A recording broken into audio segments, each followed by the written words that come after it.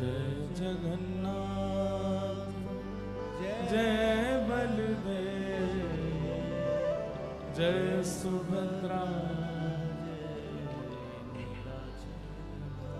श्री जगन्नाथ महाप्रभु की, बलभद्र सुभद्रा मैया की, श्री सुदर्शन जी महाराज की, नीलाचल धाम की, स्नान पूर्णिमा महोत्सव की, महाप्रभु जी के पावन जन्मोत्सव की, श्री वृंदावन बिहारी लाल की, श्री राधा रमण लाल की, श्री राधा वल्लभ लाल की, महोदधि समुद्र नारायण भगवान की, टोटा गोपीनाथ की, खीरचोरा गोपीनाथ की, देवादिदेव एकलिंग जी महाराज की, सब संतन की, सब भक्तन की, सब विप्रन की, लाला के बाबा की, बाबा के लाला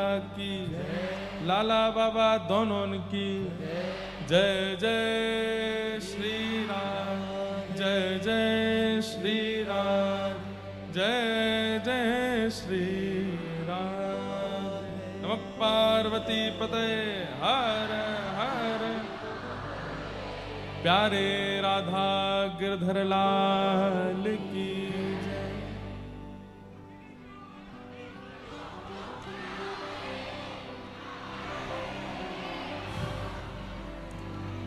परम मंगल में प्रात प्रखलेश्वर, अकारण करुणा वरुणालय, भक्तवांछा कल्पतरु, तड़िद्वत विनिंदित पीतांबरधारी श्री बालकृष्ण प्रभु की वांगमयी शब्दमयी वाणीमयी प्रतिमूर्ति हम आप सबके मध्य में विराजमान इस उत्सव की अध्यक्ष रूप में श्रीमद् भागवत जी को बारंबार वंदन। महाप्रभु जगन्नाथ अपने चतुर्धा रूप से मंच पर सुशोभित हैं, स्नान वेदी पर विराजमान हैं। जगन्नाथ जी, बलभद्र जी, सुभद्रा जी और सुदर्शन जी। इसमें ज्यादा है, इसमें कम है, बराबर करो। महाप्रभु जगन्नाथ जी की पावन कृपा से हम आप सब लोग श्री नीलाचल धाम जगन्नाथपुरी में स्नान पूर्णिमा के पावन अवसर पर अविराजित होकर के पावन कथा श्रवणार्थ उपस्थित हुए हैं। यह हमारा परम सौभाग्य है।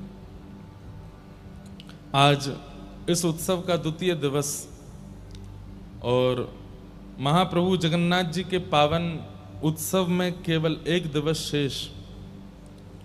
2 दिन से महाप्रभु जी इतने व्यस्त थे कि रात्रि शयन भी अच्छे से मंदिर में नहीं हो रहा था, इसलिए कल महाप्रभु जी का शयन भी जल्दी हुआ और आज दर्शन भी विलंब से, लगभग 1-2 बजे से महाप्रभु जी के दर्शन होंगे, ऐसी मुझे जानकारी मिली। कल हमारे नाथों के नाथ जगन्नाथ मंदिर से बाहर स्नान वेदी पर आएंगे और समग्र विश्व को महाप्रभु जी का वहां बैठ कर के दर्शन होगा। आप सब लोग अपना बहुत ध्यान रखिएगा। कल सुबह तो पहले यहाँ प्यारे गिरधर लाल जी का स्नान होगा लगभग 9 बजे से, और लाल जी का अभिषेक करने के बाद फिर लाल जी का श्रृंगार और आरती होगी। तत्पश्चात हम सब लोग अपनी अपनी व्यवस्थाओं से जगन्नाथ जी का दर्शन करने जाएंगे। जल अपने पास रखिएगा, छतरी रखिएगा। भगवान करे कि कल धूप ज्यादा ना पड़े। हो सकता है कि स्नान पूर्णिमा है तो देवता ही आकाश से महाप्रभु जी को स्नान करा दें।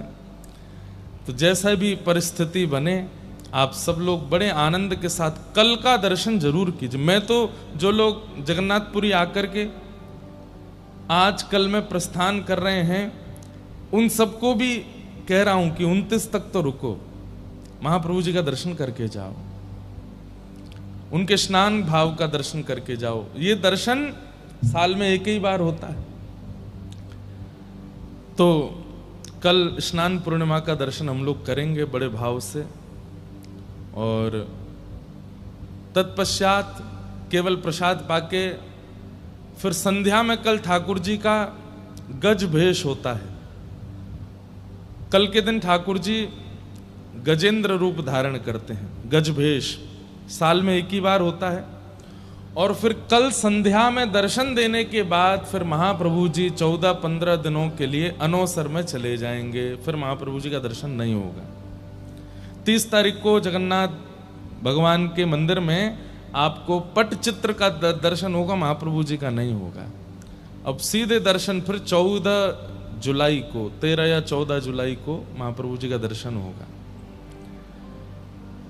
पुरी में आचार्य जन आज्ञा करते हैं, आप सबको भी इस बात पर ध्यान देना है कि जब जगन्नाथ मंदिर में महाप्रभु जी का दर्शन 15 दिन के लिए अनवसर होता है, तो आपके घर में भी विराजमान जगन्नाथ जी, उनका भी, उनके मुख पर भी एक पर्दा रखना है, आपको दर्शन नहीं करना है। वो ठाकुर जी का अनवसर काल है। अब उसमें अनेक भाव, ठाकुर जी अपने भक्तों की पीड़ा ले लेते हैं अपने ऊपर, केवल दूध पाते हैं, रसायन पाते हैं, अन्न का भोग नहीं लगाते ठाकुर जी। कहीं कहीं भाव है कि ठाकुर जी समग्र विश्व के कल्याण के लिए तप में विराजमान हो जाते हैं। तो इस प्रकार से आप सबको भी ध्यान देना है कि 30 तारीख से आपके पास भी जो जगन्नाथ जी का स्वरूप है, उनके ऊपर भी आप एक वस्त्र पधरा दीजिए। महाप्रभु जी के रूप का दर्शन फिर रथ यात्रा वाले दिन ही करना है, उससे पूर्व नहीं करना है। आप मंदिर भी जाएंगे 30 तारीख को, यहां कथा सुबह होगी, फिर उसके बाद प्रस्थान करेंगे सब। तो उस दिन भी महाप्रभु जगन्नाथ जी के गर्भगृह के बाहर पटचित्र लगा होगा, महाप्रभु जी का दर्शन नहीं होगा। मंच पर भी उस दिन महाप्रभु जी का दर्शन नहीं होगा, यहां पर भी पटचित्र होगा। हमारे भागवत जी श्रवण करने वाले महाप्रभु जगन्नाथ जी, इनका भी दर्शन नहीं होगा, इनकी जगह भी पटचित्र विराजेगा। तो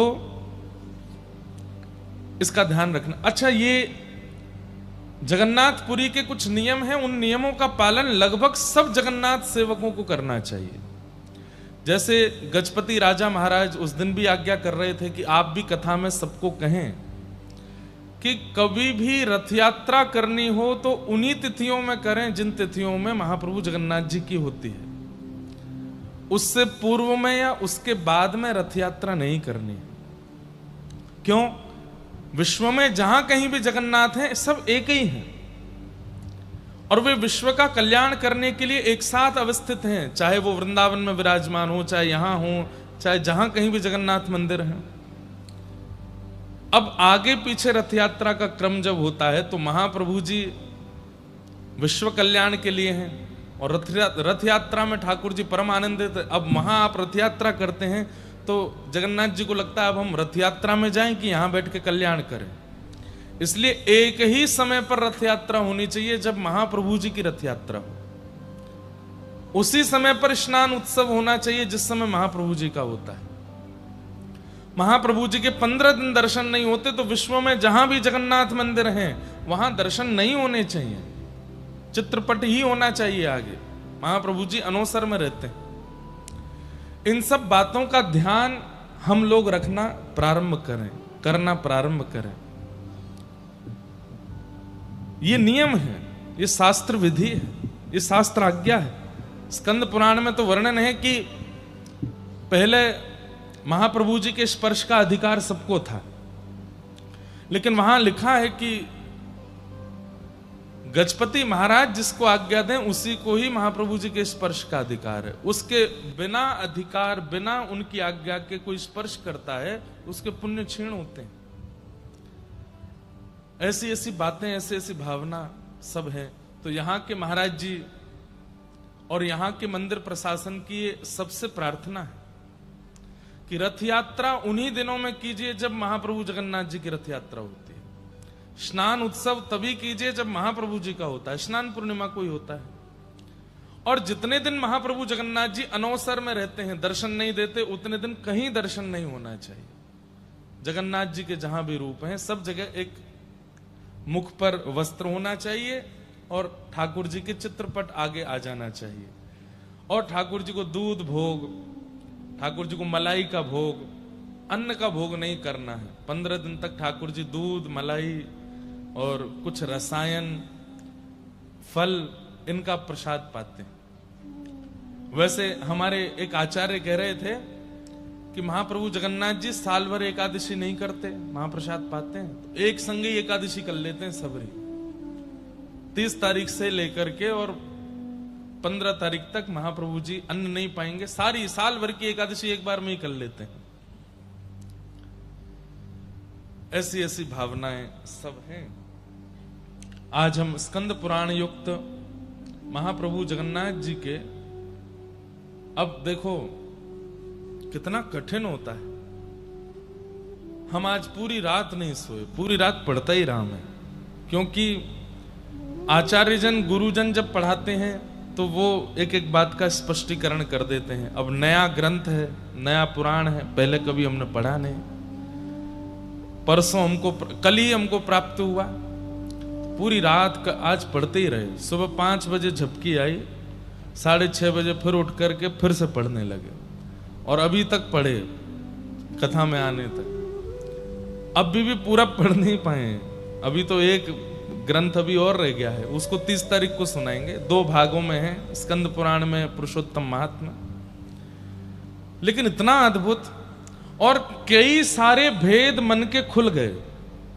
हम भी पहले कथाओं में कई महाप्रभु जगन्नाथ जी की लोक कथाएं सुनाते थे, वो सब यहां पर स्पष्ट हुई कि वैसी कथा है नहीं। जैसे कई बार क्या होता है कि कथा को रोचक बनाने के लिए कविजन उसमें कुछ निर्मित कर देते हैं भाव, लेकिन वो भाव होते नहीं है। लेकिन स्कंद पुराण का पूरा अध्ययन, संपूर्ण अध्ययन करने के बाद पूरा स्पष्टीकरण हुआ कि महाप्रभु जगन्नाथ कब से विराजे, कैसे आए, क्या रूप है, क्या नहीं है। अब एक इतनी गलत कथा पूरे विश्व में चलती है, मैं इसका हर कथा में खंडन करता हूं कि भगवान कृष्ण अपनी लीला पूरी करके जैसे ही गए तो पांडवों ने उनके श्री विग्रह को आग लगा दी, चिता में रख के, हृदय नहीं जला, बहता हुआ वो पूरी आ गया। ये कथा है ही नहीं, और जहां कहीं भी है तो उसका तथ्य या भाव कुछ और होगा। भगवान गीता में कहते हैं, मेरे शरीर को मानवों की तरह मृत्यु प्राप्त करने वाला जो समझता है वह व्यक्ति अपवित्र है। मैं कभी मृत्यु को प्राप्त नहीं होता हूं, मेरा शरीर चिन्मय है, आपकी तरह मेरी तरह जड़ नहीं है। ठाकुर जी का शरीर वो चैतन्य है, वो चिन्मय है। हार्ड मांस हड्डी से नहीं बनते ठाकुर जी। और जो पंचभूतों से बनता है, अग्नि संस्कार क्यों होता है हम लोगों का? पृथ्वी, जल, अग्नि, वायु, आकाश, ये 5 चीजें हैं हमारे शरीर में, और इन 5 से ऋण लेकर के हमारा शरीर बनाया जाता है। तो जब हमारी मृत्यु होती है तो अग्नि दे करके 5 का जो अंश था वो 5 को वितरण कर दिया जाता है। हमारे अंदर की वायु में चली जाती है, हमारे अंग में जो पृथ्वी के मिट्टी का कण है वो मिट्टी में चला जाता है, जो जल का कण है वो जल में चला जाता है, इसलिए अस्थि विसर्जन होता है। और जो आकाश का लक्षण है वो आकाश में चला जाता है, क्योंकि हमारा शरीर हमने ऋण लेकर के बनाया, लोन में लिया है हमने। ठाकुर जी ऋण में लेते हैं क्या शरीर? उनका तो चैतन्य स्वरूप है, चिन्मय स्वरूप है। चैतन्य चिन्मय परमात्मा का कभी अंत नहीं होता। ये गलत बात है, गलत कथा है। जो लोग कहते हैं कि ऐसे हृदय बह के आया, वही महाप्रभु जी के हृदय, महाप्रभु जी के भीतर साक्षात परब्रह्म जीवित शालिग्राम विराजमान, सचल शालिग्राम विराजमान। ऐसी कई कथाएं हैं जो कही जाती हैं, लेकिन स्कंद पुराण में सबका स्पष्ट वर्णन है। तो कल रात से ही हम पढ़ने में लगे। अब यथामति जितना हो पाएगा आपको समझाएंगे, आप सब समझना। बाकी कल जो स्नान पूर्णिमा होने वाली है, मैं कल बताना चाहता था, जगन्नाथपुरी में वो स्नान उत्सव इसलिए होता है क्योंकि महाप्रभु जगन्नाथ जी कल के दिन ही इंद्रद्युम्न राजा को प्राप्त हुए, स्नान पूर्णिमा के दिन। लेकिन वृंदावन में स्नान पूर्णिमा के दिन हमारे बालकृष्ण प्रभु का स्नान क्यों होता है, इसके पीछे एक बड़ी सुंदर कथा है। और कथा ऐसी है, नख पे धार लियो गिरिराज नाम गिरधारी पायो है। जब ठाकुर जी ने गिरिराज जी धारण किए और 7 दिन 7 रात्रि तक गिरिराज जी धारण करके रखे, 7 दिन बाद जब ठाकुर जी ने पुनः गिरिराज जी को व्यवस्थित किया तो सब ब्रजवासी लाला को गोद में लेकर के कंधा पे बिठा करके नृत्य करने लगे, आनंदित हो गए। और सबने नंद बाबा से प्रार्थना करी, बोले बाबा अब तुम लाला को राज तिलक कर दो या को ब्रज को राजा बनाए दो, ब्रजमंडल को राजा बनाओ। तो कहते हैं, ध्यान से सुनना, तो सांडिल्य मुनि बुलाए, गर्गाचार्य जी बुलाए, बोले लाला की राज तिलक की तिथि निकालो। तो बोले पूर्णिमा, कोई पूर्णिमा की तिथि सुंदर थी, बोले इस पे लाला का राज तिलक करो। लेकिन कहते हैं कि गिरिराज उत्सव के बाद भगवान इतने व्यस्त हो गए, क्यों, सब गोपियों ने न्योता दे दिया, बोले लाला एक दिन मेरे घर पधरामनी पे आनो है, अगले दिन वाक्या मधुमंगल ने सबरी लिस्ट बना रखी है, श्रीदामा सब गोपीन से दक्षिणा फिक्स कर रहो है, लाला आवेगो तो कैसे षोडश उपचार करनो है, खातिर कर ले नई गुजरिया रसिया आयो तेरे द्वार। तो गिरिराज उत्सव के बाद लगभग सब ब्रजवासियों के घर में ठाकुर जी प्रसाद पावे जा रहे हैं एक एक दिन। जैसे हमारे गांव का, नगर का कोई विशिष्टतम व्यक्ति बहुत बड़ा विजयी होकर के लौटे तो सब घर के लोग उसको बुलाते कि हमारे घर आओ, हमारे घर आओ। तो ऐसे ही ठाकुर जी की भी सब जगह पूछ हो रही है, सब जगह ठाकुर जी जा रहे हैं, आनंदित हो रहे हैं। तो अनेक पूर्णिमाएं निकलने के बाद जब ज्येष्ठ पूर्णिमा आई तब निश्चित हुआ कि याद ना लाला को ज्येष्ठाभिषेक होएगो। प्रणाम प्रभु। श्री जगन्नाथ महाप्रभु की, हमारे महाप्रभु जगन्नाथ जी की जो नित्य ध्वजा की सेवा होती है हमारे भाई ना करते हैं। नरसिम्हा जी आज आए हैं, आपको बहुत बहुत वंदन। आप लोगों ने दर्शन तो किए ही होंगे ना।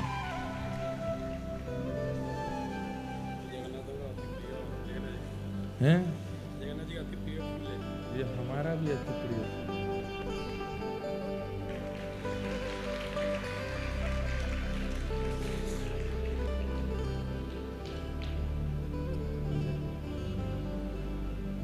महाप्रभु जगन्नाथ जी की रोज संध्या में 4-5 बजे जब ध्वजा परिवर्तित होती है, हमारे नरसिम्हा भाई उल्टे चढ़ते हैं मंदिर के ऊपर। आपका पूरे परिवार और सबका ये महाप्रभु जी की ये सेवा प्राप्त है।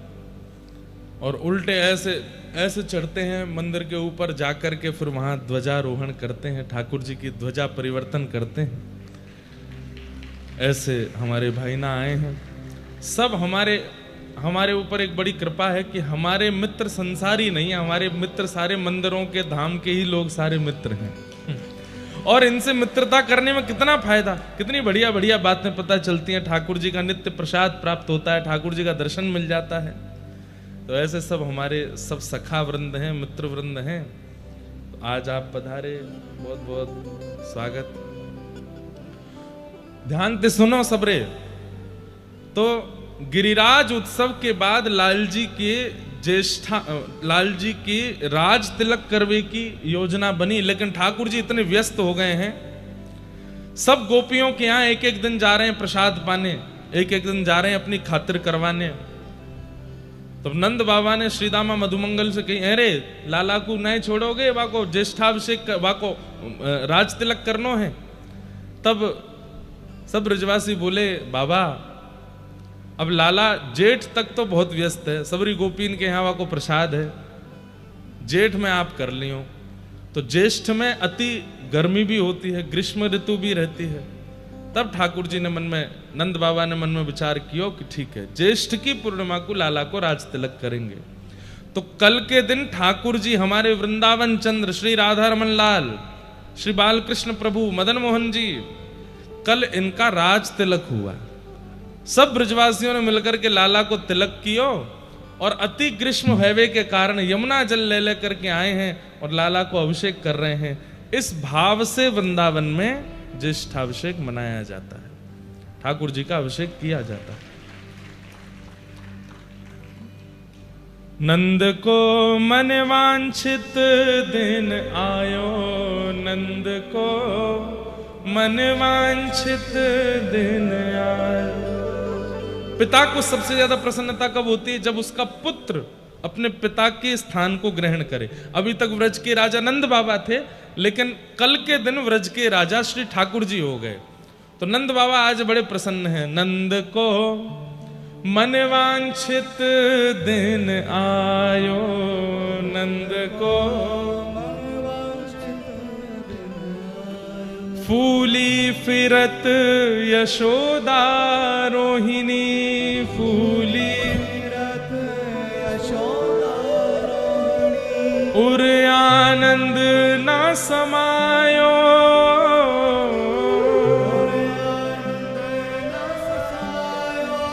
नंद को मन वांछित दिन आयो, नंद को मन वांछित दिन आयो। गाम गाम ते जाति बुलाई, गाम गाम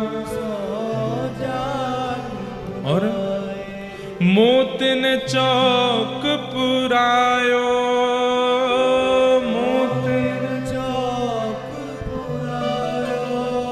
ब्रज वनिता सब मंगल गावे, ब्रज वनिता सब मंगल गावे, बाजत घोष बधायो, बाजत घोष बधायो, नंद को मन वांछित दिन आयो, नंद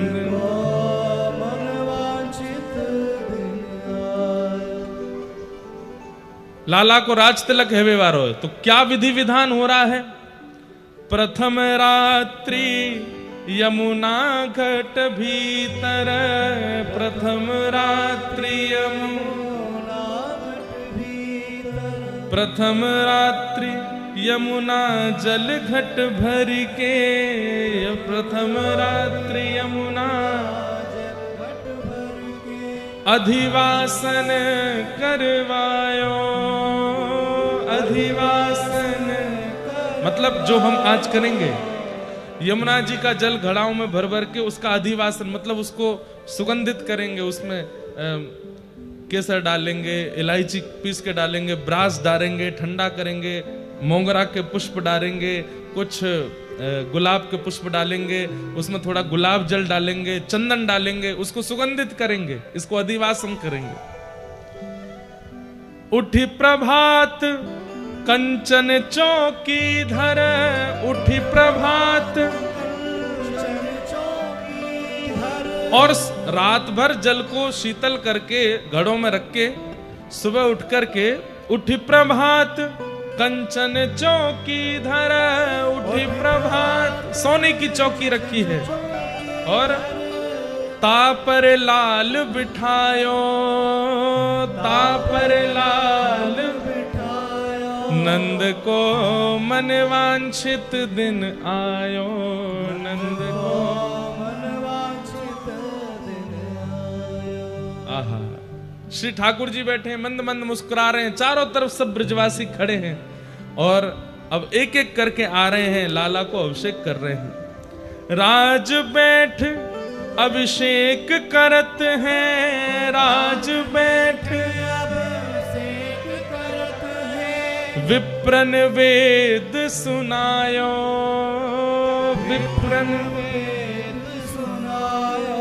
आहा, ज्येष्ठ शुक्ल पुण्यो दिन सुरवधु, ज्येष्ठ शुक्ल पुण्यो दिन हर एक फूल बरसायो, हर एक फूल बरसायो, नंद को मन वांछित दिन आयो, नंद मन वांछित दिन आयो। रंगी कोर धोती ऊपर ना, रंगी कोर धोती ऊपर ना, कोरी धोती के रंग किए हैं चंदन से, धोती और ऊपर ना उस पर रंग लगाए हैं।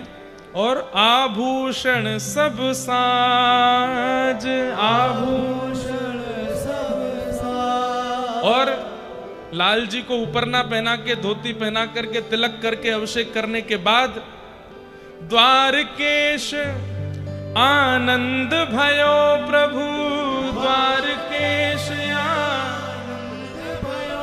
क्यों? आज नाम पढ़ो ब्रजराज, आज नाम पढ़ो ब्रजराज। बोलो ब्रजराज कृष्ण की, ब्रजराज गोपाल की।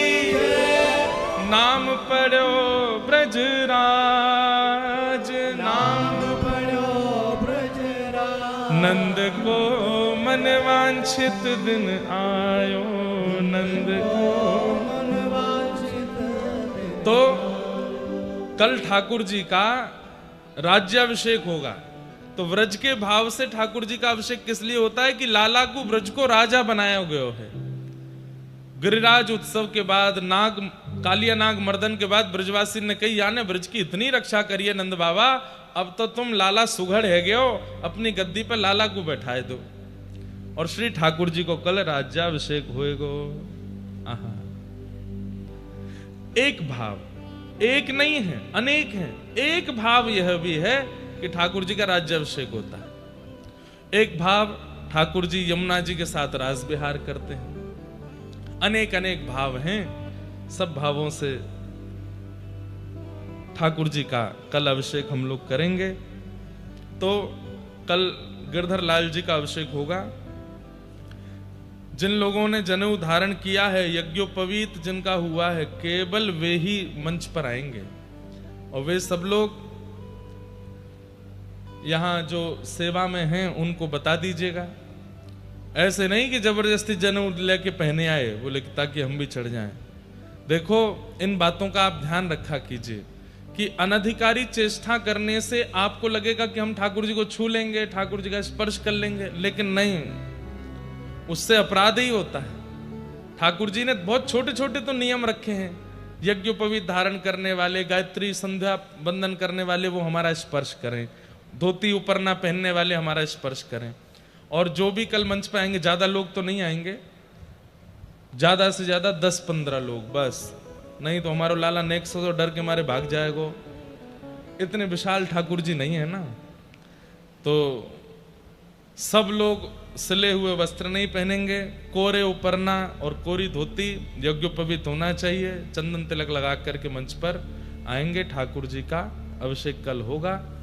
और बाकी सब लोग केवल दर्शन करना और नीचे से आशीष देना, लाला आज हमारो व्रजराज बनो है, ऐसे ही लाला व्रजराज बनो रे। इस भाव से गिरधर लाल जी का अभिषेक यहाँ करके फिर हम लोग जाएंगे महाप्रभु जी का वहां अभिषेक दर्शन करेंगे। तो इस तरीके से कल का क्रम होगा। सब लोग सुबह 9 बजे उपस्थित रहिएगा। आइए हम आप सब लोग अब महाप्रभु जी के पुरुषोत्तम महात्म की सुंदर कथा में प्रवेश करते हैं और किस प्रकार महाप्रभु जगन्नाथ पुरी में विराजमान हुए वह सब भाव श्रवण करने का भाव रखते हैं। श्री जगन्नाथ महाप्रभु की जय। बलभद्र सुभद्रा मैया की जय। जय श्री राधे।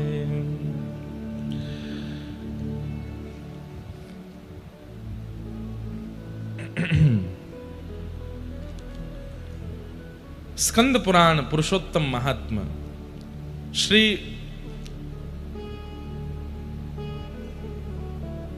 जैमिनी जी प्रवचन कर रहे हैं और ऋषिजन पूछ रहे हैं। स्कंद पुराण में विशेष रूप से हमारे भारत के समस्त विशिष्ट तीर्थों का जो मूल स्वरूप है वो स्कंद पुराण में ही वर्णन है। सब मुनियों ने पूछा, क्या?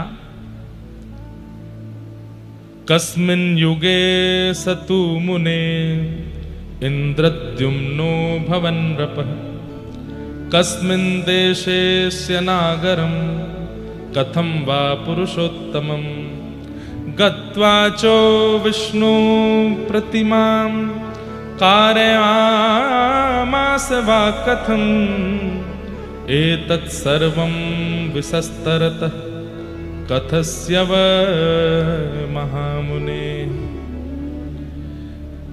समस्त मुनियों ने मिलकर के जैमिनी महाराज से पूछा कि भगवान हमें यह बताइए कि ये इंद्रद्युम्न राजा कौन है, ये कौन से कुल में जन्मे, कौन से युग में जन्मे, कौन से वंश में इनका अवतार हुआ और इन्होंने ऐसा क्या किया कि इनके पास साक्षात चतुर्धा भगवान पधारे जिन्हें जगन्नाथ के भाव से पूरे विश्व ने वंदन किया। कृपा कर इन इंद्रद्युम्न के बारे में हमको बताइए और इन्हें जगन्नाथ जी कैसे प्राप्त हुए, ये महाप्रभु जगन्नाथ पृथ्वी पर कैसे आए, कृपा कर इनकी पूरी लीला हमें सुनाइए। तब श्री जैमिनी जी महाराज अति प्रसन्न होकर के इंद्रद्युम्न महाराज का परिचय पहले दे रहे हैं और क्या कह रहे हैं? आसीत कृत युगे विप्रा इंद्रद्युम्नो महानृपः सूर्यवंशे सधर्मात्मा सन्नुष्टः पंचमूरुषः। बहुत ध्यान से सुनिए, आज की कथा हम बिल्कुल जो है अभी तक तो गुरुजनों से पढ़े, लेकिन ये कथा हमको जगन्नाथ जी पढ़ा गए हैं, क्योंकि अब गुरुमुख होना आवश्यक होता है किसी भी ग्रंथ को पढ़ने से पहले, लेकिन ये ग्रंथ हमने स्वच्छंद जगन्नाथ जी से ही पढ़ा है। तो स्कंद पुराण के हमारे गुरुदेव जो हैं वो जगन्नाथ महाप्रभु ही हैं, तो इसलिए आप सब लोग बड़े ध्यान से सुनना। जो जो श्लोक अधिकृत हैं उन सबको हम सुनाएंगे और आप सब बिल्कुल एक दर्थ होकर के पूरी कथा श्रवण करो। सतयुग में, अब देखिए, जगन्नाथ महाप्रभु कलयुग के देवता हैं, लेकिन विराजमान कब से हैं? सतयुग से विराजमान है। सतयुग में सूर्यवंश जात में एक प्रकार से यह भाव वर्णित है कि इंद्रद्युम्न नामक राजा थे और बड़े धर्मात्मा थे। ब्रह्मा जी के अधस्तन पंचम पुरुष पुत्र माने जाते हैं इंद्रद्युम्न राजा। इंद्रद्युम्न राजा का यहां पर स्वरूप इतना सुंदर वर्णन किया गया। वे सत्यवादी हैं, वे सदाचारी हैं, निष्पापी हैं, सात्विक श्रेष्ठ हैं। मतलब ये गुण वो हैं जिन गुणों से ठाकुर जी रीझते हैं। सत्यवादी हैं, सदाचारी हैं, सात्विक निष्ठ हैं, न्याय मार्गी हैं, आत्म तत्व को जानने वाले और ज्ञान चर्चा को बड़े ध्यान से श्रवण करने का आपका स्वभाव है। लेकिन ये सारे लक्षण तो कई लोगों में आपको अनुभव हो जाएंगे, तो एक ऐसा कौन सा विशिष्ट लक्षण है इंद्रद्युम्न राजा का जिससे महाप्रभु जगन्नाथ इतने प्रसन्न हो गए, इतने आसक्त हो गए? तो कहते हैं इंद्रद्युम्न राजा को एक, कह लें कोई अतिशयोक्ति नहीं, एक व्यसन है। काय का व्यसन? कि आप हर सप्ताह विश्व के समस्त तीर्थ यात्रियों को, काशी के राजा हैं, काशी बुलाते हैं और काशी में बुलाकर के समस्त उन तीर्थ याटन करने वाले वैष्णवों से तीर्थ की महिमा सुनते हैं। आप स्वयं राजा हैं, बार बार सारे तीर्थों में नहीं जा पाते और कई बार राजाओं को तीर्थ यात्रा पर भी जाना होता है तो बहुत व्यवस्थाएं करनी होती हैं, वहां तीर्थ यात्रियों को दिक्कत भी हो जाती है। तो आप क्या करते हैं, अपने नगर में ही समस्त तीर्थ यात्रियों को निमंत्रण देते हैं, बाकायदा पालकी से उनको बुलवाते हैं और सभा में बैठा करके प्रत्येक तीर्थयात्री वैष्णवों को प्रणाम करते हुए कहते हैं, आप कौन से तीर्थ में दर्शन करने गए? बोले हम तो बद्रीनाथ गए थे। अच्छा, जरा वहां का बताइए ना, कैसा है बद्रीनाथ? वहां की पूरी महिमा सुनते हैं और नेत्र बंद करके अपने तन को भले ही काशी में रखा हो लेकिन मन से बद्रिकाश्रम पहुंच के पूरे बद्रिकाश्रम का दर्शन करके आ जाते हैं। और फिर उस तीर्थ यात्री को खूब धन धान्य देके, दक्षिणा देके, वस्त्र दे करके खूब उनका सम्मान करते हैं कि आपकी कृपा से हम यहीं बैठे बैठे बद्रिकाश्रम हुआ है। फिर दूसरे तीर्थ यात्री के पास बैठते हैं, आप कहां से आए? बोले हम दक्षिण भारत में रामेश्वरम से आए हैं। अच्छा, वहां की महिमा बताइए। इस प्रकार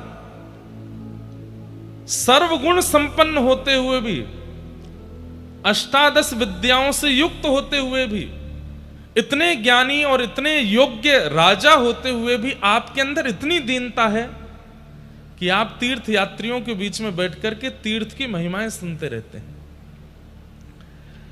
तभी आपने एक जिज्ञासा प्रकट की, क्या कभी ऐसा हो सकता है कि पूरे विश्व को साक्षात परमात्मा का कभी अनुभव हो? क्या ऐसा कोई तीर्थ है या ऐसा कोई धाम है जहां साक्षात सचल भगवान विराजमान हो और उनका दर्शन हम मानव कर सके? इतनी योग्यता तो हमारे पास नहीं कि हम जप करें, तप करें, साधन करें, यज्ञ करें। करते हैं, लेकिन कोई ना कोई भूल तो होती है। हे समस्त तीर्थ यात्रियों, हे समस्त तीर्थों में विचरण करने वाले वैष्णवों, मेरी प्रार्थना है, क्या इस धराधाम पर ऐसा कोई स्थान है? आप सबसे हमारी प्रार्थना, बिल्कुल हिलो डुलो भी नहीं, सब लोग ध्यान से सुनो। कोई ऐसा स्थान है जहां साक्षात परब्रह्म को अपनी चर्म चक्षुओं से हम देख सकें?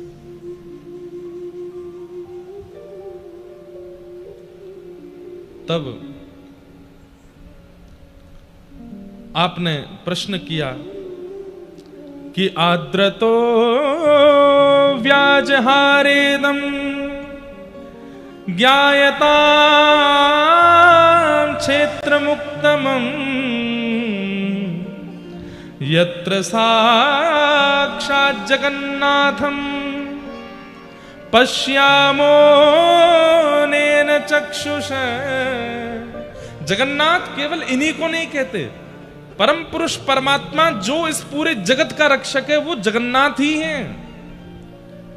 और इंद्रद्युम्न राजा कहते हैं, क्या कोई ऐसा स्थान है जहां पूरे जगत को चलाने वाले साक्षात पर ब्रह्मनाथ विराजमान हो और हम अपने चरम चक्षुओं से उनको देख सकें?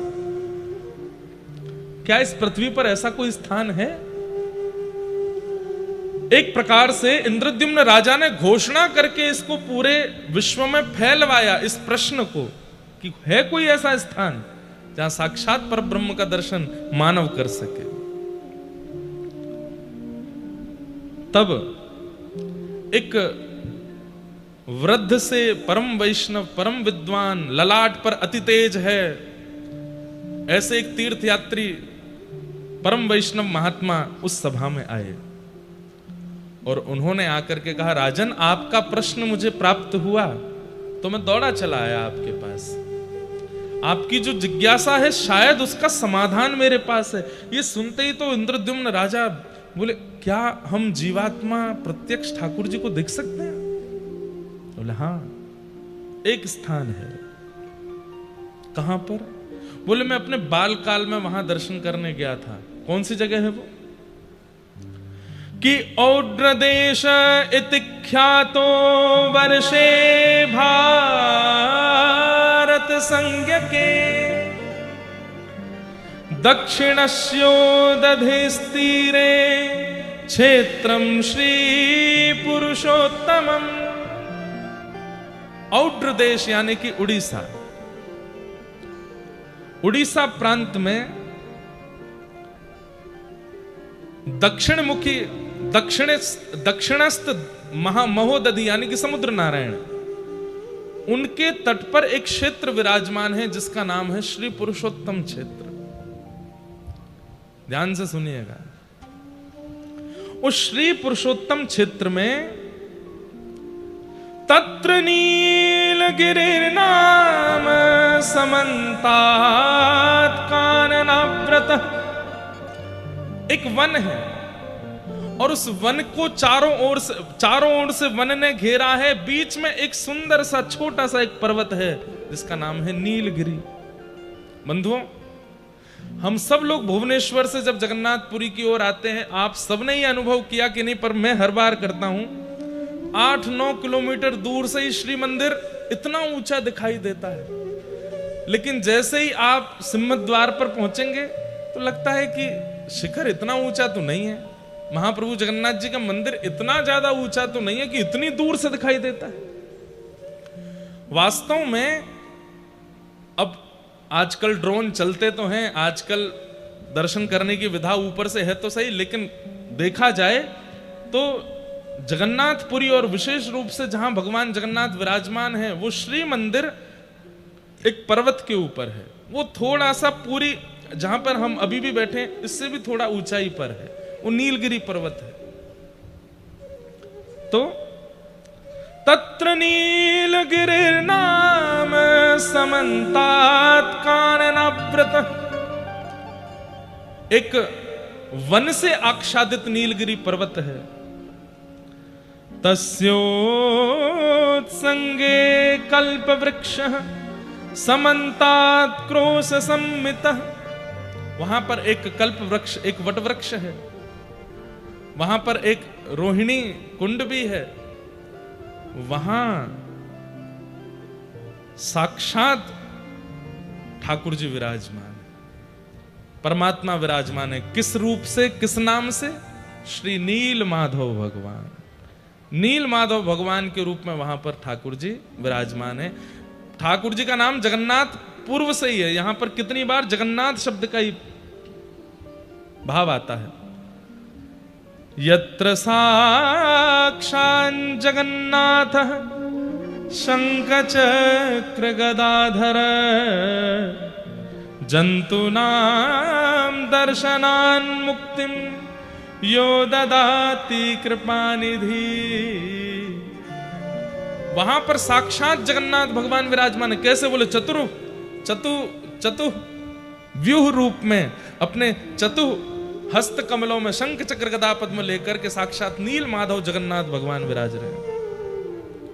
वे आंखें भी मटकाते हैं, वे बोलते भी हैं, वे चलते भी हैं। और अन्य तीर्थों में तो मानव का जाकर के कल्याण होता है, लेकिन मैंने उस तीर्थ में देखा कि कौवे ने चलते हुए किसी वस्तु को पाने के लिए उनके सामने आया है वो कौवा, और जैसे ही उस वस्तु को पाने लगा अचानक से उसने नेत्र खोल करके जैसे ही नील माधव भगवान को देखा, उसके भी चतु हस्त प्रकट हो गए और वो मुक्त होकर के भगवत धाम को प्रस्थान कर गया।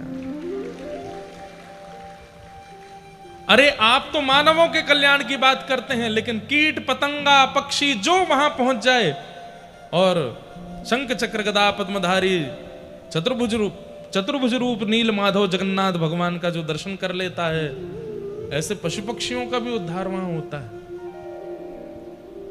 नील माधव भगवान जो पूर्व में यहां विराजमान थे, बाद में फिर उन्हीं नील माधव भगवान का चतुर्धा रूप प्रकट हुआ। सुदर्शन जी, जगन्नाथ जी, सुभद्रा जी और श्री बलभद्र जी। कैसे ये पूरी कथा है, ध्यान से सुनना। यत्र साक्षात् जगन्नाथ, साक्षात जगत का उद्धार करने वाले परमात्मा वहां विराजमान है। और इस बात का प्रमाण है, क्यों? जंतूनाम दर्शनान मुक्ति, दर्शन करते ही मुक्ति मिलती है वहां पर। ऐसे धाम का मैंने दर्शन किया है राजन, और मुझे विश्वास है कि आप उस स्थान पर जाएंगे, दर्शन करेंगे और उस स्थान से पूरे विश्व को लाभान्वित करेंगे। तत्र गत्वा जगन्नाथं दृष्ट्वा स हि गिरो यथा कटकावास संस्थानम भूप्रदेशं प्रयच्छ।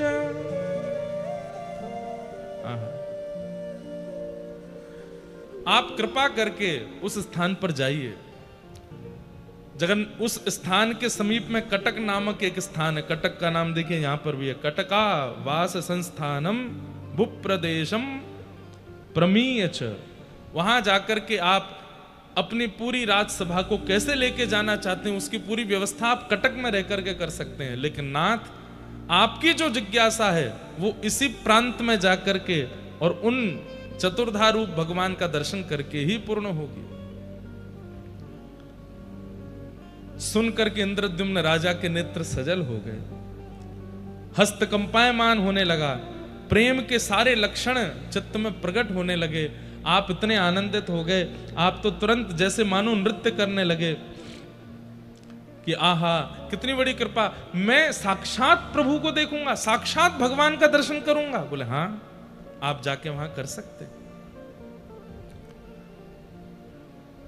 लेकिन राजा का एक प्रोटोकॉल होता है, राजा सीधे सब जगह नहीं जाता, पहले मंत्री जाएंगे, सेनापति जाएंगे, वे जाकर के वहां व्यवस्था देखेंगे और उसके बाद ही मुख्य राजा जा सकता है। क्योंकि आप काशी से आने वाले राजा, सब लोग ध्यान से सुनो, बिल्कुल स्पष्ट रूप से, कोई बाहर की बात नहीं होनी है, केवल जगन्नाथ जी के प्राकट्य की कथा होनी है। ना सोइएगा ना सोने दीजिएगा किसी को, कोई झपकी भी आवे तो कोहनी मार देना, बहुत पुण्य मिलेगा आपको।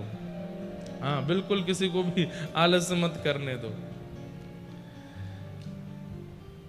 लेकिन राजा का नियम है। अब देखो, कल भी एक किसी ने प्रश्न किया तो भगवान विरह क्यों देते हैं? विरह देखो अभी कैसा विरह देंगे। इंद्रद्युम्न राजा, आप तो तैयार थे जाने के लिए, लेकिन पूरे राज्यसभा ने निर्णय लिया कि राजन आप पहले नहीं जाएंगे, आप पहले अपने पुरोहित जी को भेजिए। पुरोहित जी जाएंगे और इन तीर्थयात्री के द्वारा बताई गई सारी भावों को देख करके वे वहां देख करके आएंगे, नील माधव जगन्नाथ भगवान का दर्शन करके आएंगे और वे सब आपकी व्यवस्था देख के आएंगे। आप जाएंगे तो कहाँ रुकेंगे, कहाँ प्रसाद बनेगा, इतनी सेना जाएगी, सेना कहाँ रुकेगी, वहां के जो उत्कल देश के राजा हैं उनको बता करके आएंगे। ये सब नियम है, राजा ऐसे नहीं निकल सकता। इंद्रद्युम्न बोले मैं तो बहुत उतावला हो रहा हूं, मुझे जाने दीजिए ना। बोले नहीं, आप अभी नहीं जाएंगे, आप कृपा कर अपने पुरोहित जी को भेजिए। तो राजा के ऊपर भी कई लोग होते हैं, आचार्य लोग, जिनकी आज्ञा राजा को माननी पड़ती है। तो इंद्रद्युम्न राजा का मन तो बहुत था, भैया ये पंखा बंद है, किसी से कह के पंखा चलवाए दो। कई लोग बेचारे एसी की आड़ में, अच्छा इतनी वेदना में थे आप लोग, फिर भी देखो कितने अच्छे शांत होकर के सुन रहे थे पूरी कथा। गर्मी तो नहीं लग रही ज्यादा, कुछ तो थोड़ी बहुत लग रही है, पर ये पंखा चलाने के लिए लगे हैं, पेमेंट तो पूरा होगा इनको, तो चलवा भी दो। ठाकुर जी की लीला कैसी है देखो, राजा है इंद्रद्युम्न, वे चाहें तो क्या नहीं कर सकते, तुरंत पहुंच सकते हैं, लेकिन सब ने रोक दिया, बोले आप नहीं जाएंगे, पहले पुरोहित जाएगा। काश इंद्रद्युम्न चले जाते, ये बाद में आपको पता चलेगा। आपने अपने पुरोहित जी को बुलाया और कहा कि महाराज आप कृपा करके जाएं। तो पुरोहित जी बोले मैं तो अस्वस्थ हूं, मैं अपने छोटे भाई को भेजूंगा, और चल गए। बोलो जगन्नाथ महाप्रभु की। वाह भैया, ये तो ऐसा लग रहा है जैसे स्विच बंद जानबूझ के कर रखा था, आपको कहीं जाड़ा नहीं लग जाए, सर्दी नहीं लग जाए। हाँ क्या? अच्छा ऊपर से गर्मी फेंक रहे हैं ये, इसलिए बंद कर रखे थे। लग तो रही है गर्मी से चलने के बाद। गर्मी आ रही है क्या ऊपर से? जबरदस्ती आने लगे तो बता देना, ठीक है, फिर बंद करा देंगे।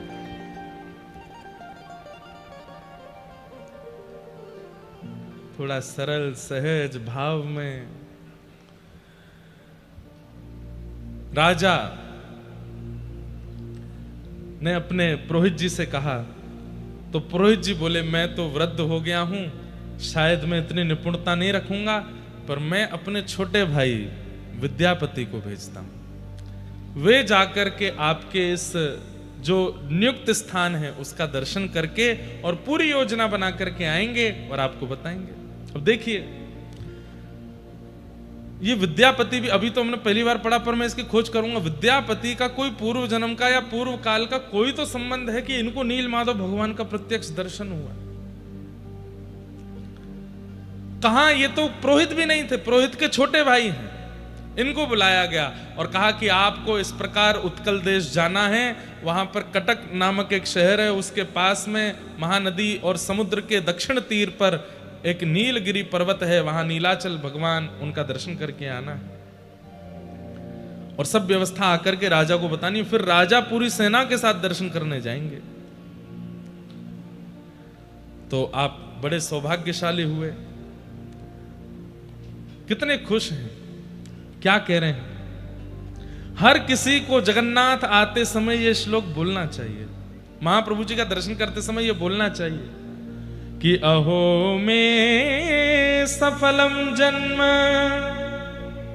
सुकल्या सर्वरीच में द्रक्ष्यामि यद भगवातो मुख्य पद्म मघापहम। रथ में आरूढ़ होकर के विद्यापति इतने प्रसन्न हो रहे हैं, मैंने ऐसे कौन से जन्म के पुण्य किए, मेरा तो दूर दूर तक कोई संपर्क संबंध नहीं था इंद्रद्युम्न से, लेकिन फिर भी इनके पुरोहित का मैं छोटा भाई हूं और कहां से मुझे बुला करके मुझे भेजा जा रहा है। अरे ये मुझे भेजा नहीं जा रहा है, मुझे बुलाया जा रहा है।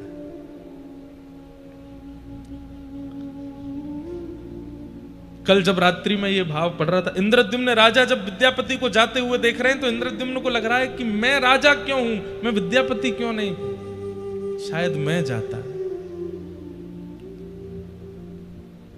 थक मन चल जीव चका नयन देखीब, थक मन चल जी। उड़िया भाषा में इतने बढ़िया बढ़िया गीत हैं और महाप्रभु जगन्नाथ जी कृपा से हम सब गाएंगे। किस लिए? उड़ीसा के लोगों को सिखाने के, आपको तो आता ही है, हमारे वृंदावन के लोगों को रटाने के लिए, हमारे उत्तर भारत के लोगों को महाप्रभु जी का यश, उनका गुण सिखाने के लिए। अरे मेरे थके हुए मन, तू बहुत थक गया ना संसार में, सबने तेरा बहुत शोषण किया है, चल तुझे चकानैन जगन्नाथ का दर्शन करा के लाता हूं। कितना अच्छा भाव है। थका मन चल जीव चकानैन देखीब, थका मन। अगर हो सके तो इसको हिंदी में लिख के हमको दे दें तो हम गा देंगे। कब? बैठे बैठे क्या कर रहे हो, अभी लिखो। बहुत सुंदर बात। और श्री विद्यापति जी निकले हैं काशी से उत्कल देश के लिए और रास्ते भर आनंदित होते हुए जा रहे हैं। अहो में सफलम जन्म सुकल्या सर्वरीच में द्रक्ष्यामि यद भगवतो मुख पद्म खापहम। मैं कितना बड़ा सौभाग्यशाली हूं, वो कमल नयन कमल मुख वाले ठाकुर जी का मैं दर्शन करूंगा। मैं कितना सौभाग्यशाली हूं। और विद्यापति निकल पड़े हैं नील माधव भगवान का दर्शन करने के लिए। आप चलते चलते रास्ते भर आनंदित करते हुए आ रहे हैं। कैसे आऊं रे कन्हैया, कैसे आऊं रे नंद लाला, तेरी गोकुल नगरी बड़ी दूर नगरी, दूर नगरी बड़ी दूर। विद्यापति निकले हैं, हम भी साथ में चलें और इस उत्कल देश का दर्शन करें। मीराबाई के शब्दों में कैसे आऊं रे नंद लाला, कैसे आऊं रे नंद लाला, कैसे आऊं मदन गोपाला, कैसे आऊं रे नंद लाला, कैसे आऊं मदन गोपाला, तेरे गोकुल नगरी बड़ी दूर नगरी, दूर नगरी बड़ी दूर नगरी, दूर।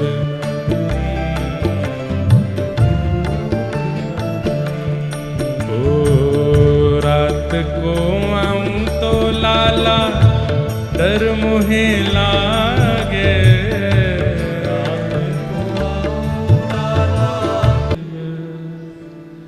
शंखनाभि मंडला रे बेनी नेत्र पखलीव, थकन न चल जीव, चकन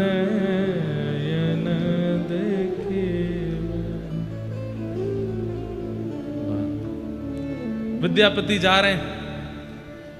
जैसे ही विद्यापति ने उत्कल प्रांत में प्रवेश किया, कई यहां पर वर्णन किए गए, लेकिन इसमें सबसे ज्यादा आश्चर्यजनक बात जो थी, श्री क्षेत्र में प्रवेश करते ही उन्होंने क्या अनुभव किया। शंख चक्र गदा पद्म धारिणो दद्रशे नरान। आप लोगों को आश्चर्य होगा, लेकिन यह बात वास्तविक है। विद्यापति जी क्या देख रहे हैं कि श्री क्षेत्र में प्रवेश करते ही जो भी दिख रहा है सबके शंख चक्र गदा पद्म, सब चतुर्भुज रूप में है। हमें आपको नहीं पता चल रहा है, पर हम भी अभी इस वक्त चतुर्भुज रूप हैं। इस वक्त हम सब चतुर्भुज हैं। दो भुजा हमारी ये हैं, दो दिख नहीं रही हैं, ठाकुर जी को दिखती हैं वो, या फिर कोई श्रेष्ठ जन हो उनको दिखती हैं। श्री क्षेत्र में हर व्यक्ति चतुर्भुज रूप हो जाता है। शंख चक्र गदा पद्म धारिणो दद्रशे नरान् जन्मांतरितमात्मानं बुबुधे दिव्य रूपिणम्। सब दिव्य रूप में दिखाई दे रहे हैं। अरे पशु पक्षियों के भी चार चार भुज हैं, मानवों के भी चार चार भुज हैं। और ये सब दर्शन करके तो विद्यापति मानो सबको प्रणाम करने लगे। नीलाचल धाम में, इस श्री क्षेत्र में सब प्रणम्य हो गए, सबको वंदन करने लगे। अच्छा, एक बात, कई बार ना लोगों के मन में एक प्रश्न आ जाता है कि श्री जगन्नाथपुरी में कई लोग बड़े अनधिकारी कर्म भी करते हैं। समुद्र के तट पर चले जाओ, इतनी दुर्गंध आती है, कई बार मच्छी आदि भी खा जाते हैं, और भी कुछ बहुत कुछ होता है। कई बार इससे संशय होता है कि इतना सुंदर श्री क्षेत्र, वैसे इसके लिए यहाँ के सब हमारे जगन्नाथपुरी के लोकल लोगों ने कोर्ट में इसके लिए कहा भी है कि भाई ये पुरी क्षेत्र है, ये कितनी बड़ी महिमा स्कंद पुराण में है, यहाँ पूर्ण रूपेण मांस भोज आदि ये सब बंद होना चाहिए, कोई टूरिस्ट प्लेस नहीं है, ये श्री क्षेत्र है, महाप्रभु जगन्नाथ जी का क्षेत्र है। यहां पर पूर्ण रूपेण वर्जित, और इसका पूर्ण दायित्व उड़ीसा की गवर्नमेंट का होना चाहिए कि यहां ये सब कार्य ना चले। स्कंद पुराण में जितने बड़े श्री क्षेत्र का वर्णन है, कम से कम उतने बड़े श्री क्षेत्र में तो पूर्ण प्रतिबंधित होना चाहिए। बिल्कुल भी नहीं महाप्रभु जगन्नाथ जी के। अब हो क्यों रहा है, महाप्रभु जगन्नाथ जी क्यों नहीं कुछ कहते? भाई देखो, कलयुग में भगवान ने पहले ही कह दिया कि मैं शांत रहूंगा, मैं कुछ नहीं बोलूंगा, मैं कुछ भी नहीं कहूंगा। इसलिए ठाकुर जी नहीं बोलेंगे, ये हमारा दायित्व है, क्योंकि धर्म की रक्षा हमको करनी पड़ेगी। भगवान धर्म स्थापित करते हैं हमारे भरोसे कि तुम रक्षा करना, बाद में मैं स्थापना करके मैं जा रहा हूं। तो ये तीर्थ धाम सब स्थापित हो गए, आद्य गुरु शंकराचार्य हुए, कितने बड़े बड़े महापुरुषों ने आकर के सब किया।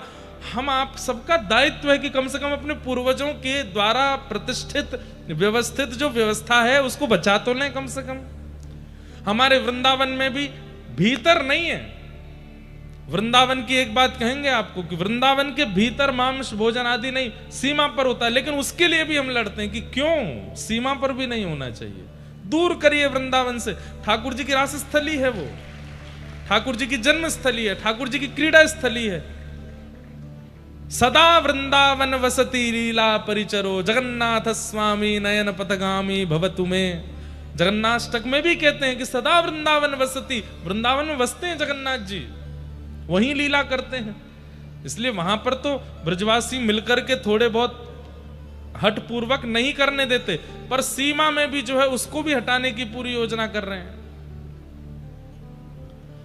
हमारे यहाँ के ब्रजवासी बालक लगे हैं दंडवती लगाने में कि अरे सरकार यहाँ पर मांसाहार बंद हो, खान पान की व्यवस्था बिल्कुल। वृंदावन में पी करके आने वाली की भी, अब देखो पुलिस और प्रशासन के लोग, कई बार आपने हाईवे पे देखा होगा रात में 11 बजे के बाद एक मशीन लेके खड़े रहते हैं, सबसे कहते हैं इसमें फूंक मारो और चेक करते हैं कि पी तो नहीं रखे। प्रत्येक धाम में भी ऐसा ही होना चाहिए, बाहर से ही हर आदमी को चेक करो, पी तो नहीं रहे हैं, गलत काम तो नहीं कर रहे हैं। अरे भाई ये आपके मनोरंजन का स्थान नहीं है। मनोरंजन करना है गोवा जाइए, मनोरंजन करना है। अच्छा एक और बात, गोवा को ही क्यों कहे मनोरंजन के लिए, वो भी नहीं है मनोरंजन का स्थान। एक बहन हमको 1-2 दिन पहले मिली, इतने सुंदर दर्शन उन्होंने कराए। वो बैठी हैं क्या यहाँ कथा में? बैठी होंगी और अभी उठेंगी नहीं, कहो तो उन्होंने इतने सुंदर दर्शन। गोवा में एकमात्र ऐसा मंदिर है जहां पर देवकी मैया की गोद में लड्डू गोपाल, एकमात्र ऐसा मंदिर है। संस्कृत का बहुत बड़ा विश्वविद्यालय गोवा में है, बड़े बड़े संस्कृतज्ञ जो केवल संस्कृत में बात करते सब गोवा में पढ़ते। उसको भी हम लोगों ने पर्यटन स्थल बना दिया। वास्तव में देखा जाए तो भारत में पर्यटन स्थल है ही नहीं, भारत में सब धार्मिक स्थल है। भारत सब पूरा धार्मिक है भारत, लेकिन फिर भी ये जो 4 धाम हैं कम से कम इनको तो सुरक्षित रखो। कभी कभी बहुत पीड़ा होती है कि समुद्र किनारे क्यों होता है ऐसा।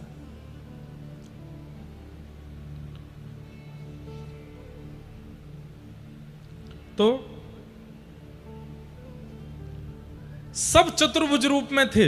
जैसे ही विद्यापति यहां पहुंचे हैं, शंख चक्र गदा पद्म धारिणो दद्रशे नरान जन्मांतरितमात्मानं बुबुधे दिव्य रूपिणम। सब दिव्य रूप में दिख रहे हैं। आहा, देख करके विद्यापति जी ने सबको प्रणाम किया। तभी इस श्री क्षेत्र में सवर लोगों का निवास था। उन्हीं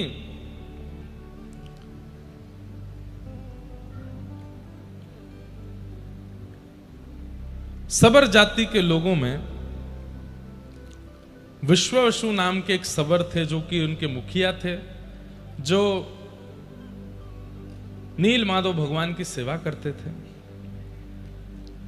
आपने जब देखा कि आश्चर्यचकित होकर के एक विद्यापति घूम रहे हैं, सबको देख रहे हैं, सब जगह हाथ जोड़ रहे हैं, दर्शन हो नहीं रहे ठाकुर जी के, मानव ही चतुर्भुज रूप में दिख रहे हैं, बड़े व्याकुल स्थिति में दिखाई दे रहे हैं। सब जगह ढूंढा, ठाकुर जी नहीं दिखे, तो व्याकुल स्थिति में देखा जब विद्यापति जी को, तो सबर प्रजा के जो मुखिया हैं विश्ववसु, जो कि नील माधव भगवान की सेवा करते थे, उन्होंने जब आपको देखा तो आकर के उनसे पूछा कि कुतः समागतो विप्र काननान्तः सुदस्तरम् सुष्ठुत्परितः शान्तश्च सुखमत्रास्त्रयतां चरिम्। हे महाराज, आप कहां से आए हैं विप्रवर, और आपके मुखमंडल को देख करके लगता है आप भूखे प्यासे हैं, थोड़े से असहज भी लग रहे हैं। और इतने दुर्गम कानन में, इतने दुर्गम वन में आप भीतर प्रवेश कैसे कर गए? हे नाथ, आप कहां से आए हैं, कृपा कर हमें बताइए। तब विद्यापति जी ने अपना परिचय देते हुए कहा कि मैं विद्यापति हूं, आदि आदि देश से आया हूं, यहां पर नील माधव भगवान का दर्शन करना। अब देखो, यहां पर भी एक कथा सुनाई जाती कि विद्यापति जी जो हैं वो आए, आकर के फिर मैंने भी एक बार सुनाई थी, लेकिन फिर स्कंद पुराण से स्पष्ट हुआ कि वो कथा है नहीं। क्या नाम था उनकी? हाँ, उनकी एक ललिता नाम की पुत्री थी, उससे इनका विवाह हो गया था। और फिर ये जो विश्ववसु थे, ये ऊपर दर्शन करने जाते थे, किसी को लेके नहीं जाते थे। एक बार विद्यापति जी पीछे पीछे सरसों लेकर के गए, दाने गिरते गए, वही दाने जो है एक दिन पुष्प बन गए, जाकर के नील माधव भगवान को ले आए, ऐसा। पर वो कथा नहीं है, स्कंद पुराण में नहीं है। जो पुरुषोत्तम क्षेत्र का महात्मा, उसमें ये कथा नहीं है। अब इसमें भी यही भाव है कि कोई रचनाकारों ने सुंदर कथा करने के लिए, लोक कथा बनाने के लिए ये कथा प्रस्तुत की, लेकिन मूल कथा क्या है? उन्होंने स्पष्ट बता दिया कि मैं नील माधव भगवान का दर्शन करने आया हूं, और हमारे यहां एक तीर्थयाटन करने वाले ने आकर के इंद्रद्युम्न राजा को बताया कि इस प्रकार नील माधव भगवान हैं और उनका आप दर्शन करो। तो उनका दर्शन बिल्कुल साक्षात परमात्मा के दर्शन के समान है। इंद्रद्युम्न राजा का नाम सुनते ही जो विश्ववसु सवर थे वे बोले, अरे इंद्रद्युम्न राजा, इनके बारे में तो हमने सुना है, इनके बारे में तो हम बचपन से सुनते आए हैं, और हम लोगों ने यह भी सुना है कि एक राजा इंद्रद्युम्न नाम का आएगा, यहां आकर के इस पूरे तीर्थ क्षेत्र को अद्भुत बना देगा, और उनके आते ही यहां पर 4 रूपों में ठाकुर जी विराजमान होंगे। कैसे? कि इष्ट्वा दारुमयं विष्णुं चतुर्धा स्थापयिष्यति अस्य चेत् भाग्य मुत्पन्नं ब्राह्मणस्य तिथिर्भृशं। हमने तो उनका सुना है कि वे यहां आएंगे और उन पर ठाकुर जी कृपा करेंगे, तब वही इस पूरे तीर्थ का उद्धार करेंगे, और भगवान को चतुर्धा रूप में दारुमयम। अब दारुमय का 2 अर्थ होते हैं। दारू लकड़ी को भी कहते हैं, लकड़ी के ठाकुर जी, लेकिन हम ऐसा अर्थ क्यों करें? तो दारू शब्द का अर्थ कल्याण करने वाले, जो सबका कल्याण करते हैं, चाहे मानव हो, चाहे जलचर हो, चाहे थलचर हो, चाहे पक्षी हो, पशु हो, सबका कल्याण करने की जिनकी सद्भावना है, स्थिति है, उन्हें दारू में भगवान कहते हैं। जो सबका कल्याण करने के लिए ही आए हैं, इसलिए दारू में जगन्नाथ। तो हमने तो उनके बारे में सुन रखा है, और हम सब जानते हैं कि वे आकर के यहां पर इस पूरे तीर्थ का उद्धार करेंगे। ये सुनकर के विद्यापति तो बड़े प्रसन्न हो गए। अरे, ठाकुर जी ने पहले ही चुन रखा है, कृपा कर मुझे नील माधव भगवान का दर्शन करा दो। बोले हाँ चलो। तब आप उनको लेकर के पर्वत के ऊपर गए हैं, और वहां एक विशेष गुफा थी। उस गुफा के अंदर नील कांति पूरे गुफा को आच्छादित कर रही है, और तभी आप जाकर के वहां दर्शन करते हैं। आहा, अद्भुत ठाकुर जी विराजमान है, हंस रहे हैं मंद मंद, ठाकुर जी की दतुइयां दिख रही हैं, आंखों की पलकें चला रहे हैं, मंद मंद मुस्का करके देख रहे हैं, हाथें घूम रहे हैं, पैर भी चल रहे हैं। ठाकुर जी स्थिर नहीं है, चलते फिरते साक्षात नील माधव भगवान का दर्शन किया। बोलो नील माधव भगवान की। और यहां पर हाथ जोड़िए, विद्यापति ने स्तुति गाई है। नमस्ते कमलाकांत, नमस्ते कमलानन, नमः कमलपत्राक्ष त्राहि मां पुरुषोत्तम। नमस्ते नमः कमलपत्राक्ष त्राहि मां पुरुषोत्तम। हे कमलाकांत लक्ष्मीपति भगवान, मैं आपको प्रणाम करता हूँ, आपको नमस्कार करता हूँ। आपका ये कमल सा मुख देख कर के मैं बहुत आनंदित हो रहा हूँ। मैं आपको पुनः प्रणाम करता हूँ। हे कमल दल लोचन, कमल के समान आपके नेत्र हैं। आपको बारंबार प्रणाम करता हूँ। मुझ पर कृपा कीजिए, मेरी रक्षा कीजिए। दर्शन करके महाराज निहाल हो गए और अब तो विद्यापति इतने प्रसन्न हो रहे हैं कि मैं कब पहुंच जाऊं काशी और जाकर के इंद्रद्युम्न राजा को पूर्ण समाचार दे दूं और जाकर के उनको बता दूं कि आप चलिए, चल करके ठाकुर जी का मधुर दर्शन कर लीजिए।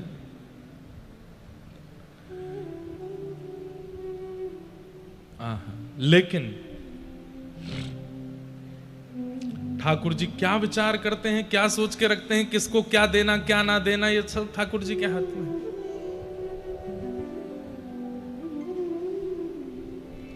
केवलम माधवम तत्र न द्रक्ष्यति महिपति अचिरा देव भगवन्यस वर्णवालु कयाव्रत।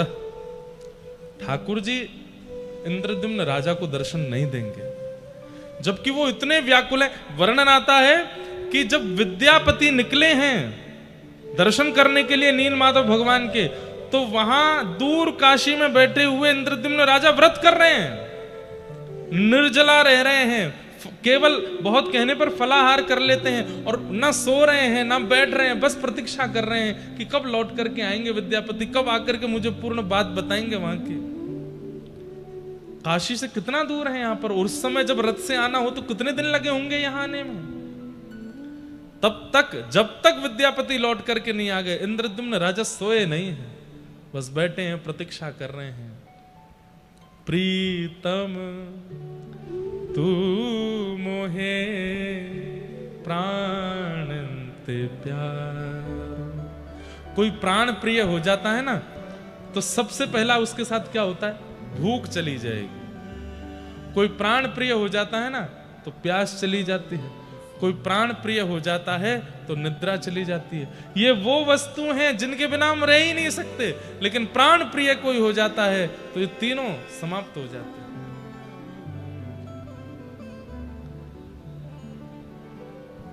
तुम मेरे नैनन में बसत नित, तुम मेरे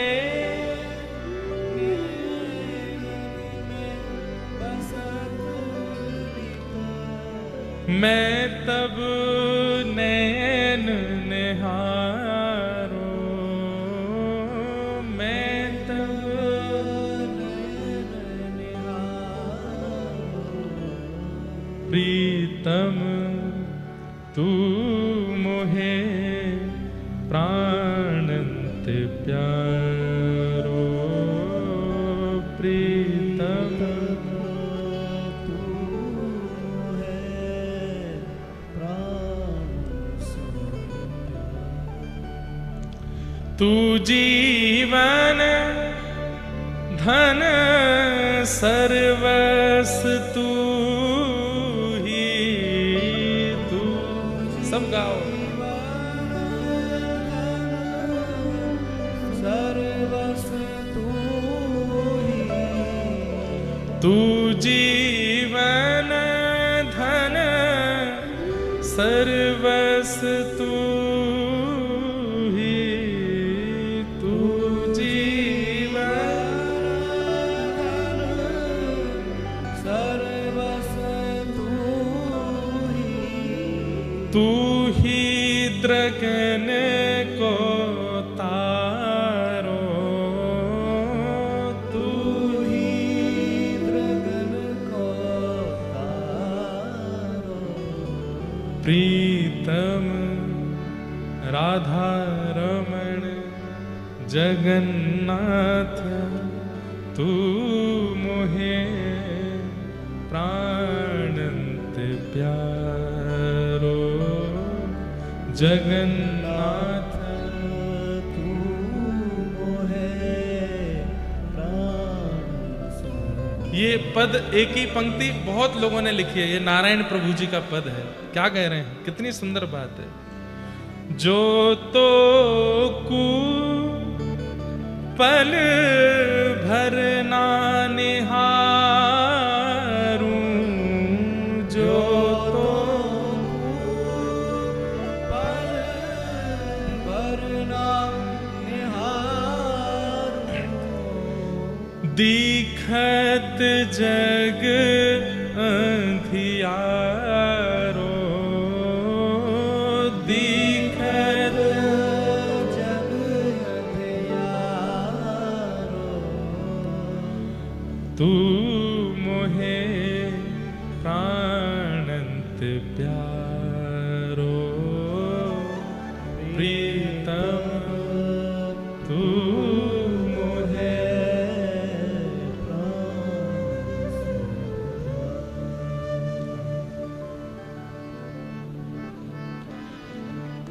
तो इंद्रद्युम्न राजा कितने व्याकुल हैं, लेकिन ठाकुर जी की लीला अद्भुत है। विद्यापति नील माधव भगवान का दर्शन करके सब व्यवस्थाएं देख के कहां राजा आएंगे, कैसे आएंगे, यहां के तत्कालीन राजा को सूचना कर दी कि काशी के नरेश यहां आ रहे हैं, आदि आदि सब बता दिया। लेकिन जैसे ही विद्यापति यहां से लौट करके गए, समुद्र में उफान आने लगे, जोर की बारिश होने लगी, तेज हवा चलने लगी, और समुद्र के तट की जितनी भी ये स्वर्णमयी बालू है, नीलाचल धाम की स्वर्णमयी बालू, वो सब बवंडर के रूप में बहने लगी और उड़ते हुए नील पर्वत पर गई है। सब देख रहे हैं, सबके आंखें खुली रह गई, सब सबर लोग देख रहे हैं ये क्या हो रहा है, ऐसा तूफान, ऐसा बवंडर पहले तो कभी नहीं आया। और देखते ही देखते उस गुफा में विद्यमान नील माधव भगवान अंतर ध्यान हो गए। यहां विद्यापति सब समाचार लेके चले गए हैं और यहां से ठाकुर जी अंतर ध्यान हो गए, अंतर ध्यान हो गए। विद्यापति कुछ दिन के पश्चात, अच्छा कहते हैं कि जब नील माधव भगवान अंतर ध्यान हो रहे थे तो एवं प्रलपताम तत्र सर्वेषां त्रिदिवौकशाम अशरीरा तदावनि पुनः प्रादुर्भुवः। जब नील माधव भगवान अंतर ध्यान हो रहे थे तो आकाश में ब्रह्मा जी, रुद्र, नारद, सनकादि सब प्रकट हो गए और सब रुदन करने लगे, हे नाथ आप कहां जा रहे हैं, आप क्यों अंतर ध्यान हो रहे हैं, ये लीला क्यों कर रहे हैं। तब मंद मुस्काते हुए भगवान बोले, ये मेरी लीला है, मैं पुनः आऊंगा, अभी मेरा जाना अनिवार्य है। और ठाकुर जी अंतर ध्यान हो गए, ठाकुर जी अंतर ध्यान हो गए। सब देखते रह गए और ठाकुर जी यहां से प्रस्थान कर गए। ऐसे नील माधव भगवान का दर्शन करके जब विद्यापति लौट करके गए हैं,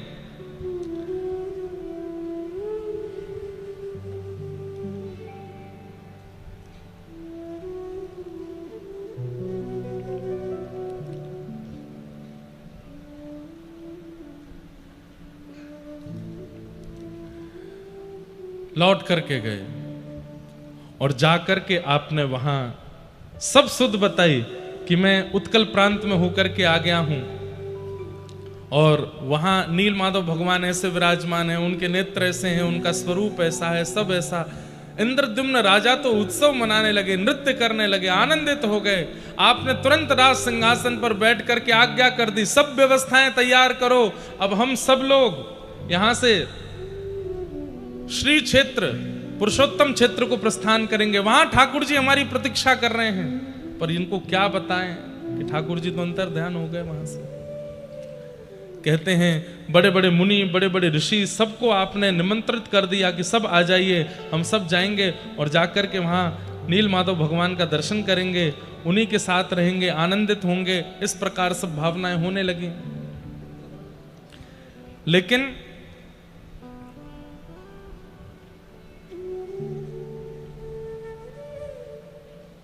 सब व्यवस्था हुई और आपने पूरे नगर को बुला करके आज्ञा कर दी कि मैं अब यहां से प्रस्थान कर रहा हूं, आप में से जो भी मेरे साथ आना चाहें वो चल सकते हैं। और मैं जाके दर्शन करके लौटूंगा, ऐसी अब मेरी भावना नहीं। अब तो मैं जाकर के दर्शन करूंगा और फिर सदा उन्हीं के पास रहूंगा, नील माधव भगवान के पास ही रहूंगा। तो मैं इसी भावना से जा रहा हूं कि मैं लौट करके नहीं आऊंगा। एक नगर का, एक देश का राजा ऐसी आज्ञा कर दे तो देश के लोग कहां जाएं? फिर सब संगी चलेंगे। सब ने अपने बोरिया बिस्तर बांधे, बैलगाड़ियों में लगा लिए, कोई सब प्रकार से बड़े बड़े वेदज्ञ, बड़े बड़े ऋषि, बड़े बड़े महात्मन सब इंद्रद्युम्न राजा के संग हो लिए। राजा बड़े प्रसन्न हैं, नाचते गाते हुए, आनंद करते हुए, उत्सव मनाते हुए सब आ रहे हैं श्रीपुरी क्षेत्र के लिए, नील माधव भगवान का दर्शन करेंगे। आहा,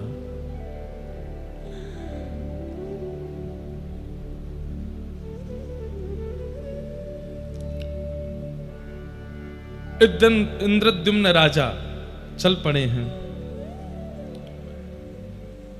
और दुर्गम मार्ग से सबको संग में लेते हुए आप इंद्रद्युम्न यहां नील माधव भगवान का दर्शन करने के लिए आ रहे हैं।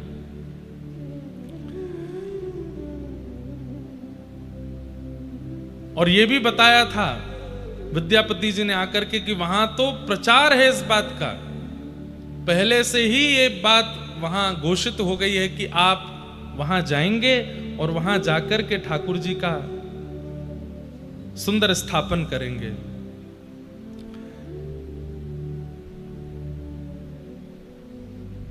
इंद्रद्युम्न राजा निकल पड़े हैं।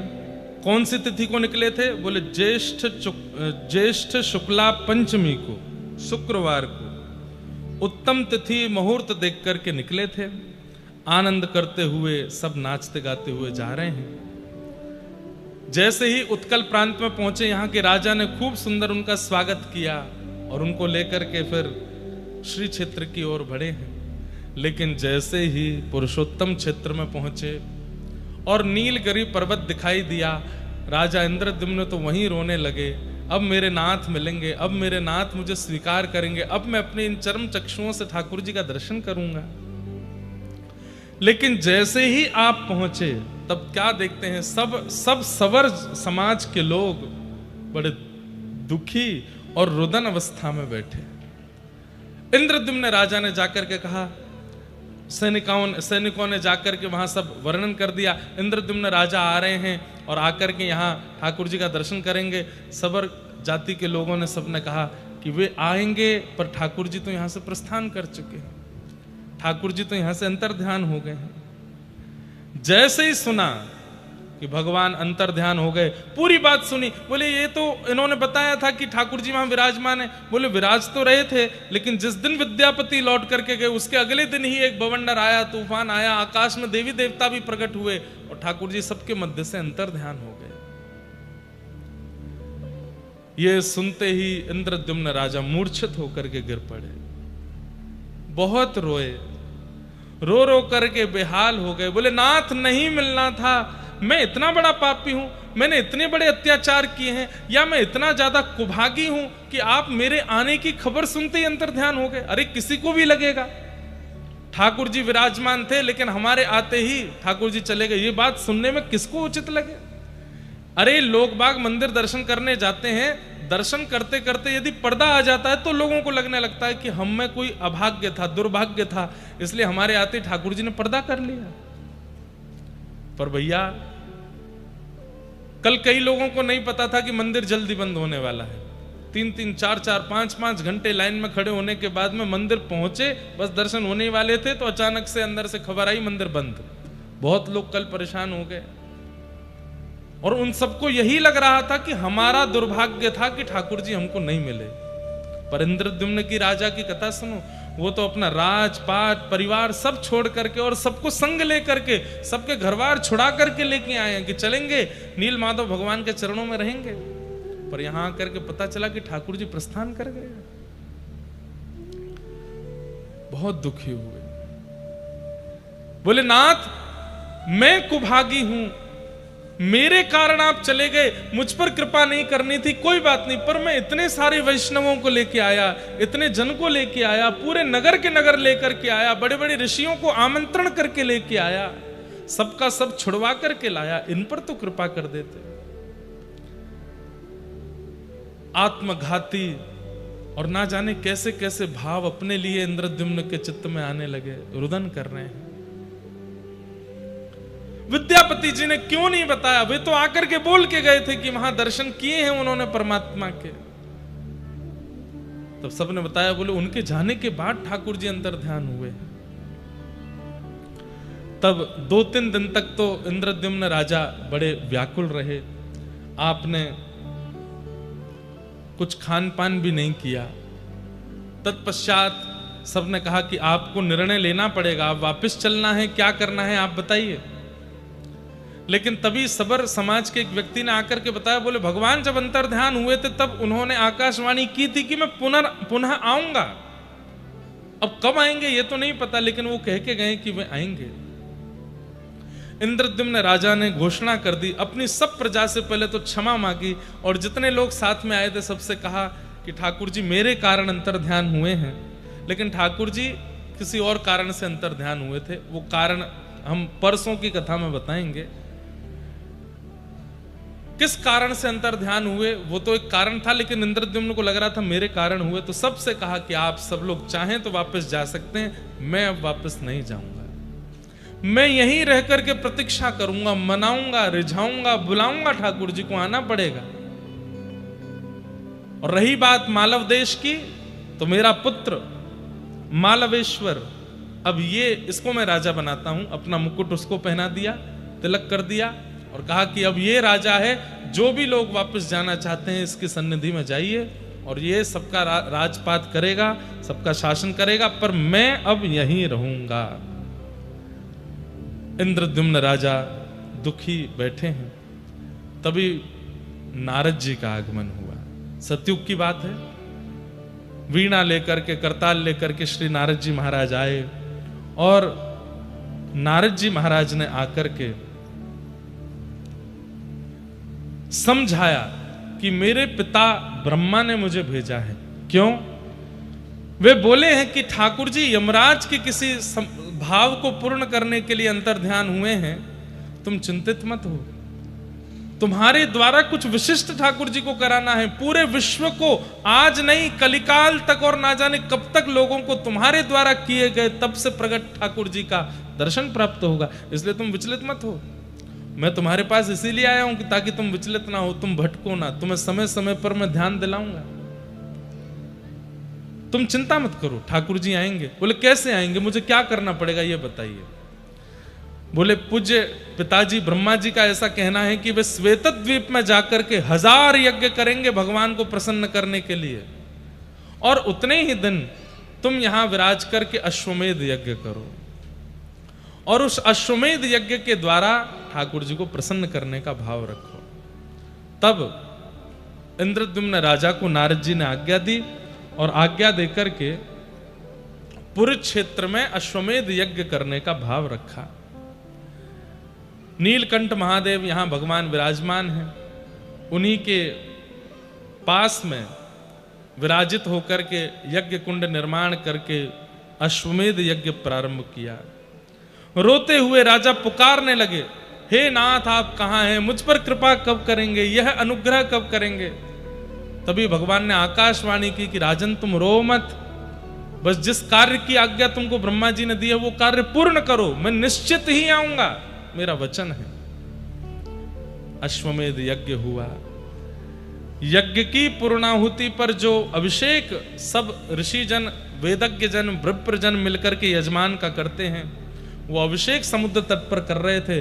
तभी नारद जी ने देखा ब्रह्म दारू बहती हुई एक समुद्र मार्ग से आ रहे हैं। और जैसे ही उस ब्रह्म दारू का दर्शन किया, आपने देखा समीप जाकर के तो शंख चक्र गदा पद्म आदि जैसे शुभ चिन्ह उन ब्रह्म दारू में बने हुए हैं। नारद जी ने कहा बस तुम्हारा संकल्प पूर्ण होने वाला है, अब तुम निश्चिंत होकर के बस अपना यज्ञ पूर्ण करो।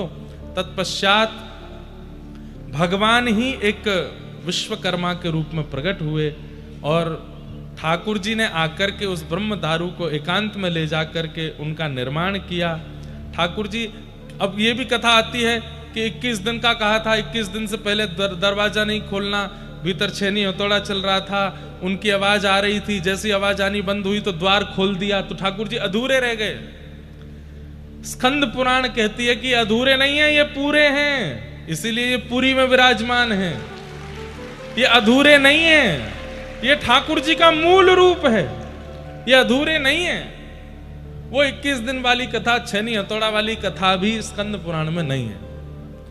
वहां तो ऐसा भाव है कि कहां से किस रूप में भगवान ही आए हैं और आकर के उस दारू ब्रह्म को लेकर के गए, उसका जाकर के निर्माण किया और निर्माण करके उनको प्रतिष्ठित किया।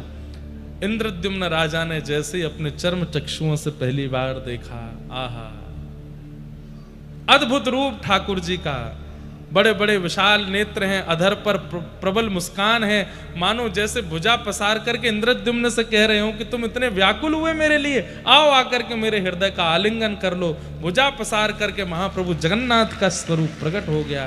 बोलो जगन्नाथ महाप्रभु की शंख चक्र गदा पद्म युक्त दारू ब्रह्म ही जगन्नाथ सुभद्रा जी और श्री बलभद्र जी और सुदर्शन जी के रूप में प्रकट हुए। नील माधव भगवान इन्हीं के भीतर आकर के अवस्थित हो गए, जो पूर्व में विराजमान थे। तत्पश्चात अब आगे का क्रम बहुत विस्तृत रूप से कैसे यहाँ विराजमान होकर के ठाकुर जी का अभिषेक आदि किया, वो सब क्रम आता है। इस प्रकार महाप्रभु जगन्नाथ जी नील माधव के रूप में प्रकट हुए और इंद्रद्युम्न राजा को प्राप्त हुए। बोलो जगन्नाथ महाप्रभु की। इस प्रकार वियोग देकर के पुनः संयोग दिया और ठाकुर जी ने श्री इंद्रद्युम्न राजा पर कृपा की। अब इसके आगे का जो प्रसंग है वो विस्तृत रूप से परसों यानी कि 30 तारीख को कहा जाएगा। उस दिन महाप्रसाद, स्नान पूर्णिमा और रथ यात्रा तीनों क्यों होते हैं, कैसे होते हैं, क्या होता है रथ यात्रा का, क्या स्वरूप, क्या भाव, सब स्कंद पुराण युक्त होकर के हम लोग सब उसका विस्तार से, अभी इसमें और भी शेष कथाएं हैं, वो सब भी हम परसों के दिन में श्रवण करेंगे। पर इस प्रकार इंद्रद्युम्न राजा को ठाकुर जी प्राप्त हुए। इस प्रकार महाप्रभु जगन्नाथ ही नीलाचल धाम में अवस्थित हुए, ऐसा वर्णन है।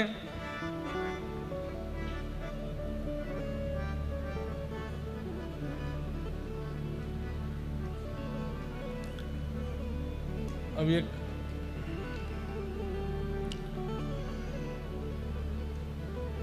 कल गाएंगे, हाँ? अब तो उत्सव मनाना है। आज महाप्रभु जगन्नाथ जी का पावन प्राकट्य दिवस बस थोड़े ही घंटों में प्रारंभ होने वाला है।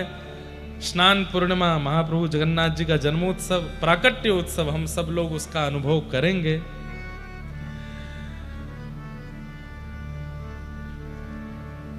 एक दो पंक्ति में लिख रहा था आज सुबह आते आते, तो उन्हीं को ही गा करके उत्सव मनाते हैं। हो प्रगटे महाप्रभु जी आज, हो प्रगटे, हो प्रगटे जगन्नाथ जी आज,